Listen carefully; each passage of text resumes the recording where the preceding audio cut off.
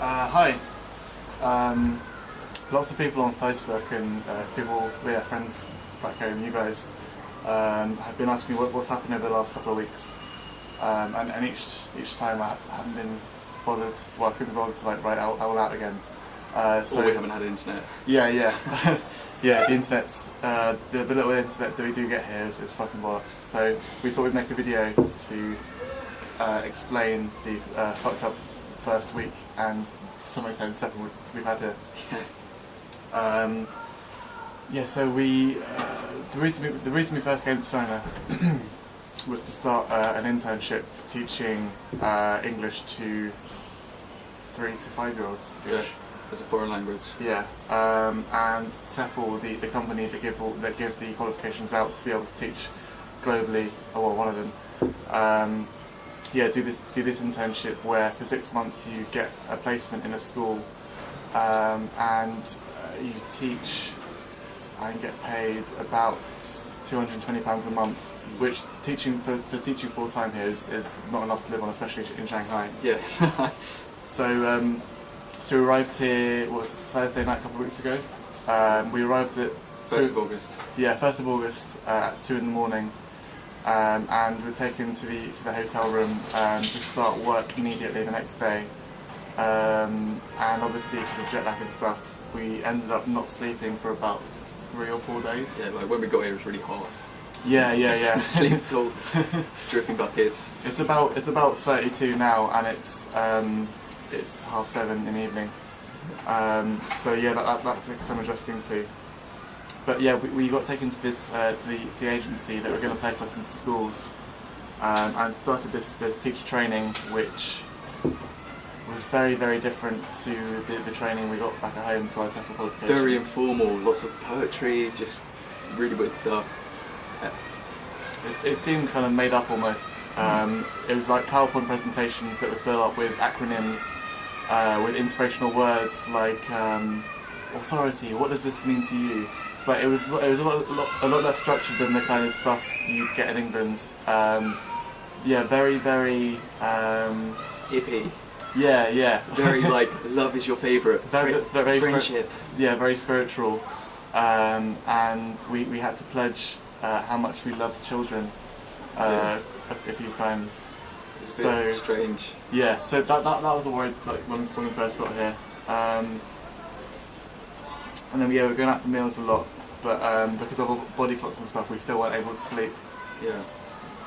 We're being escorted, like literally from the airport. We were taken to our apartments. We slept. We got escorted to the building. We were literally being, I don't know the right word for it. We're just kind of like shuffled around. Yeah. We weren't allowed any freedom. And obviously, when you haven't slept for 4 or 5 days, things seem worse than they are.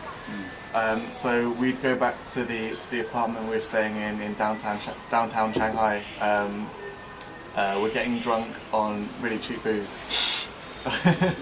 Yeah, but a big bottle of beer here costs about 50p, and that's or Budweiser. We'd go back, get drunk, and kind of bitch about what was happening, because we explained to the agency that we haven't slept and we need some time to kind of settle into China because it's a big new place and we feel like crap all day and we're going out with no sleep, and just sweating all our clothes that stuck to our body and having to do fucking 8-hour days sitting in this room without air conditioning, going through PowerPoint slides of stuff that we don't need to know. Weird unprofessional stuff. Yeah, and they weren't really interested because I don't think they knew that we knew how much we were getting shafted. Because in England it sounded like a good idea, but then you get into Shanghai and realise how difficult it would actually be to live on £220 a month. Because it's like any other city, everything's a lot more expensive. Much cheaper than London, but still, there's no fucking chance you could live on like £200 a month in London. The most alarming thing about our situation was we were originally coming over with 11 other interns. We got separated from the group and we arrived 18 days earlier. They're still not in China yet. There were like 2 big admin fuck-ups where we ended up coming 18 days early and... It cost us a lot of money. Yeah. A lot of money. So that was scary, like we were getting separated from the group, safety in numbers. and then we were handed over to this weird agency that we'd never had contact with before. Yeah, our contact in Beijing was, we thought he was gonna, well, he did screw us over. Yeah, I don't think it was intentional, but yeah, this guy that's working for TEFL was just basically really, really useless at his job. Fucked up twice, where we came 18 days earlier than we should have arrived, and also he gave us the wrong information about our visas. So we ended up spending about £100 more each than we were meant to on our visas because we had to get these express ones because we could have got them like 3 months before, but he told us we needed a health check to go with our visa. Police checks. Yeah, so tickets. So we got there already pissed off, and then they told us we had to pay a £200 visa assistance fee, which goes to the guy that fucked up our visas for the assistance that he gave us. Which wasn't anything. We sorted out the visas by ourselves. Yeah. Which was a stress in itself. We got the visas the day before we came to China. Yeah. And sleep deprived, I told the agency to fuck off, basically. And then the day after they said, oh, okay, we'll sort it out. So Dan, we got drunk again, and Dan emailed TEFL England. Yeah. We sent two emails in all, but the first one comparatively was very, very kind of like, yeah, we're a bit unsure, it seems a bit dodgy here.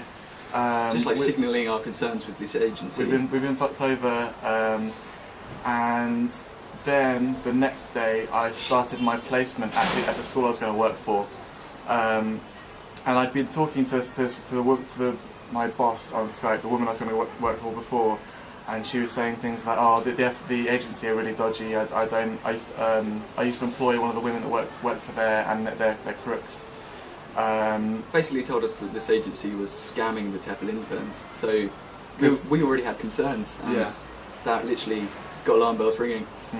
Because the school would pay the agency 15,000 kwai for 5 months of teaching, and then we'd get paid 2,200 kwai a month, which works out that there was a deficit of money, because as well as this we'd paid £1,000 to come over here, given to TEFL, not including flights or anything. And also in the initial Skype thing, she asked if I wanted to move in with her, but made out like it was a financial thing, like, oh yeah, I spoke to the agency and they said that if you move in with me for free, then you can get given your rent money. And I went, oh, well, that's really kind. Yeah, maybe. So yeah, we turned up at this place. I had my interview, and the boss was a Chinese woman in her late 30s, unmarried.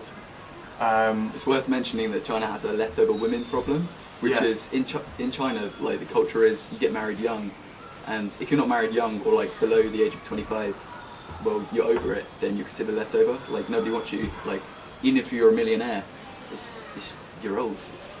You're wasted. And because of this, women fall into two categories, where either they work on their careers and work really hard, or they turn into really desperate, scary, kind of cougar women. Not even cougars, because they're fucking like 26, 27. But we didn't fully understand this. Yeah, but the all carries onwards.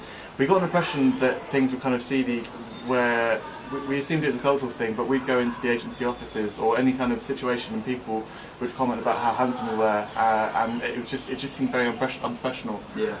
Not a mile away from the kind of stuff you get in England. If that happened in England, like, you'd be able to complain about it to someone. Yeah, you would be able to complain to someone, but like boss in charge of a company doing it to you, especially in a strange place. So I turned up at this place and was paraded around this office and introduced as her sexy little English boy. And then we went into a room for this day's training. Dan left, and I thought, oh fuck, what have I done? Yeah, no, I went back to the apartment just to get IKEA stuff. Left Oscar alone. So I had this training, and we went out for lunch, and I mentioned that I wouldn't want to move in with her because Dan's here and I'm not that worried about money, etc. But she didn't really take that on board, and every kind of half an hour was mentioning, by the way, when you move in, you're not allowed girls around because Chinese girls are mental, so just don't see anyone, you can stay in the spare room. And I say, oh well, yeah, I kept repeating myself, like, I'm going to stay with Dan.